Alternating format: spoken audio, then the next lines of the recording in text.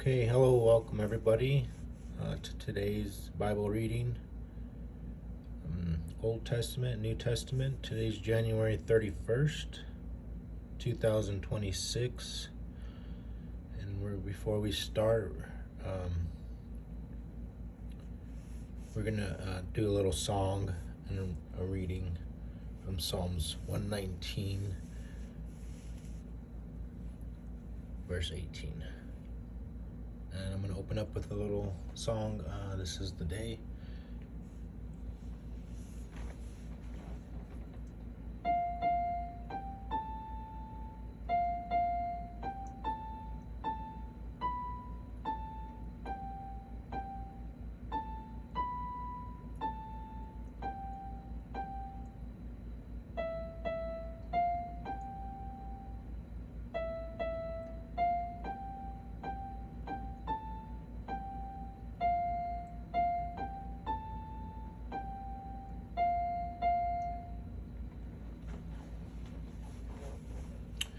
Okay, so today's Old Testament reading is going to be Exodus chapter 20 and chapter 21.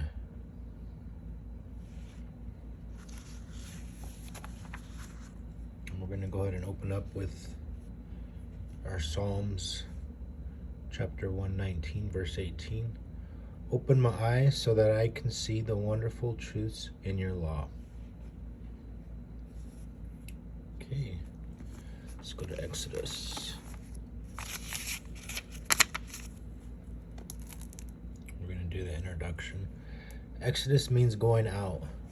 This book tells how God's people, Israel, left Egypt. The story of Israel began in Genesis. In Egypt, God put Moses in charge of his people. Moses was not strong on his own, but God helped him. God sent plagues to Egypt so the king would let God's people go. The last plague made the king let Israel go. Before they left, the people ate the Passover meal, a reminder that God had saved them. Then God led the people through the Red Sea, but they walked on dry ground. God was with the people on their journey. He led them night and day, and he gave them food to eat.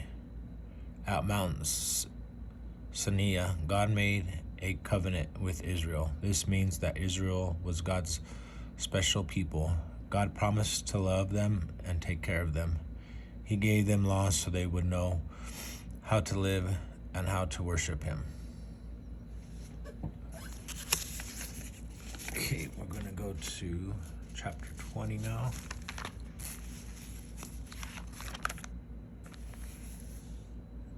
We're going to do 20 through 21.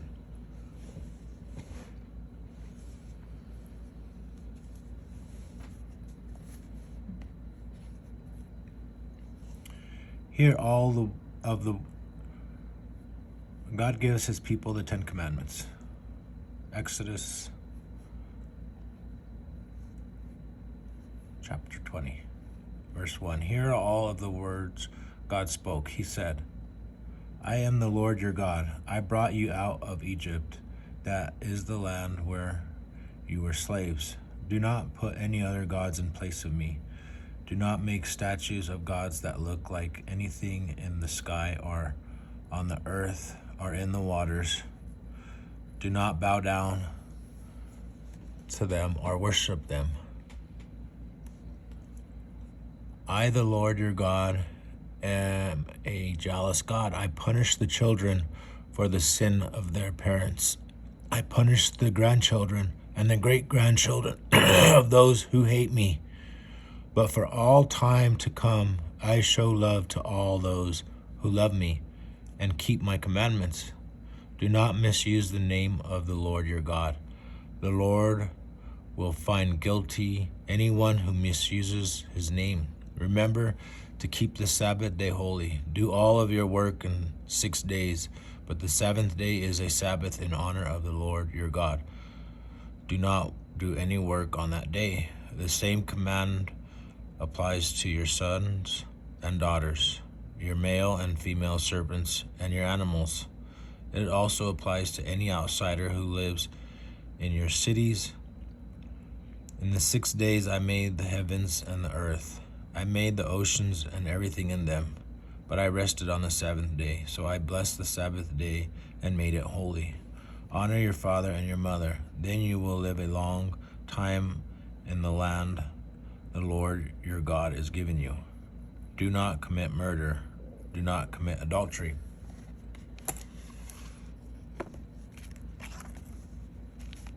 Do not steal. Do not give false witness against your neighbor. Do not long for anything that belongs to your neighbor. Do not long for your neighbor's house, wife, male or female servant, ox or donkey. The people saw the thunder and lightning. They heard the trumpet. They saw the mountain covered with smoke. They trembled with fear and stayed a long way off. They said to Moses, "Speak to us yourself. Then we'll listen, but don't let God speak to us. If he does, we'll die." Moses said to the people, "Don't be afraid. God has come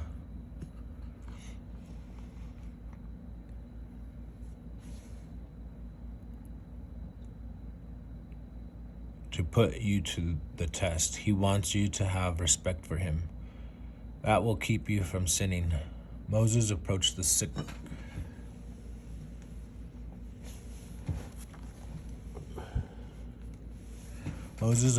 thick darkness where God was, but the people remained a long way off, worshiping the Lord.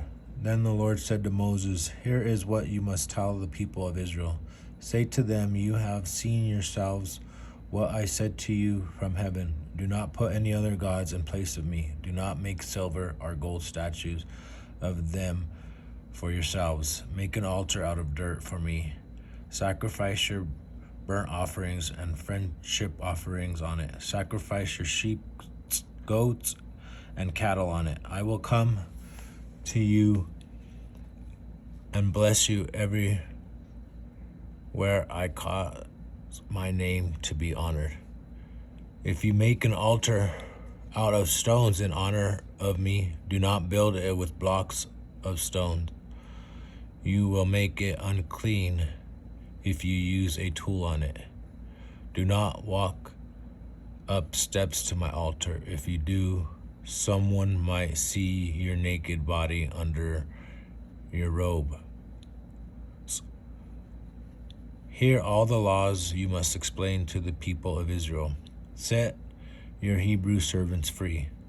Suppose you buy a Hebrew servant. He must serve you for 6 years, but in the 7th year you must set him free. He does not have to pay anything. If he does not have a wife when he comes, he must go free alone. But if he has a wife when he comes, she must go with him.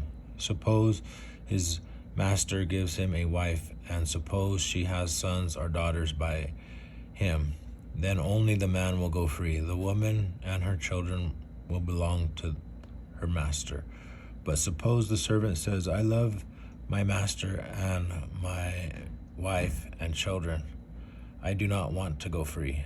Then his master must take him to the judges.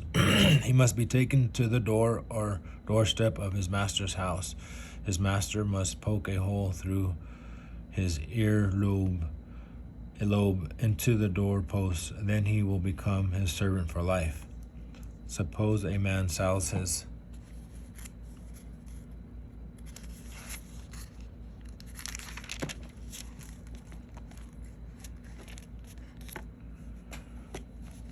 daughter as a servant. Then she can't go free as a male servant do.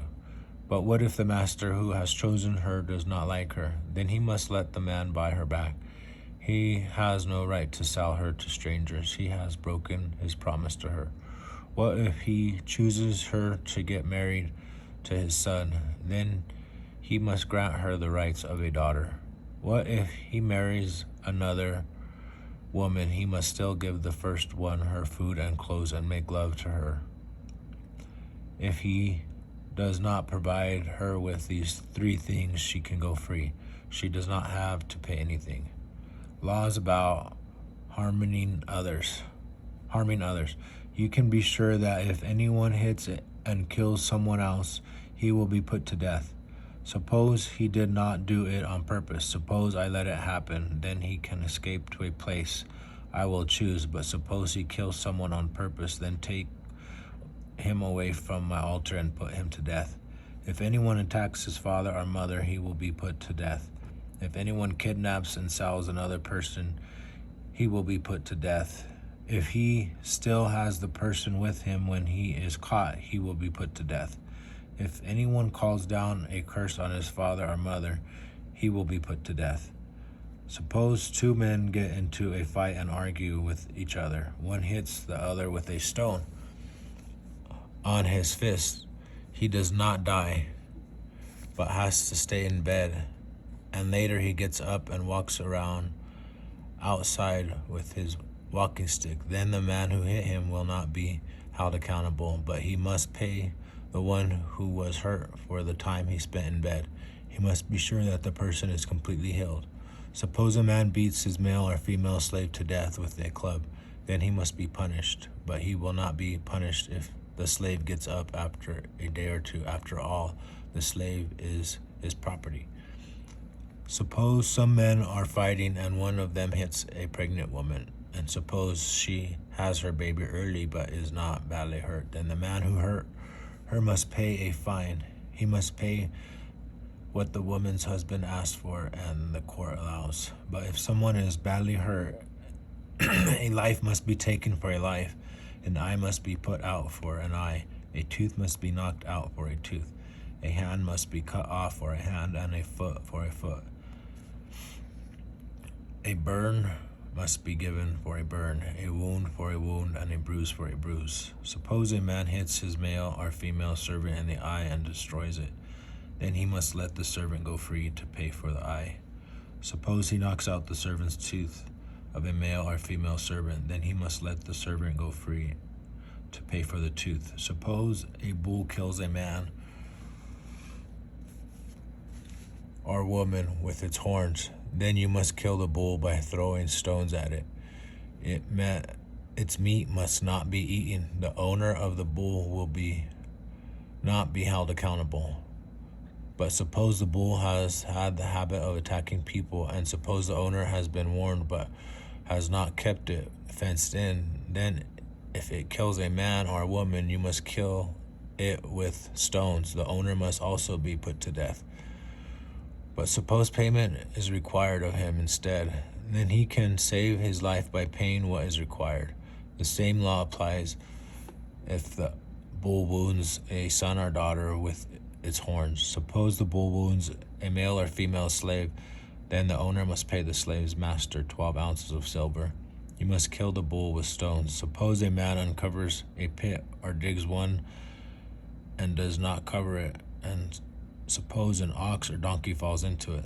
Then the owner of the pit must pay the animal's owner for the loss. The dead animal will belong to the owner of the pit. Suppose a man's bull wounds another man's bull, and it dies, and they must sell the live one, and they must share the money and the dead animal equally. But suppose people knew that the bull had a habit of attacking, and suppose the owner did not keep it fenced in, then he must give another animal to pay for the dead animal. The dead animal would belong to him. Okay, that's the Old Testament reading. We'll pick up this evening with the New Testament, Matthew 21, verse 33 through 22,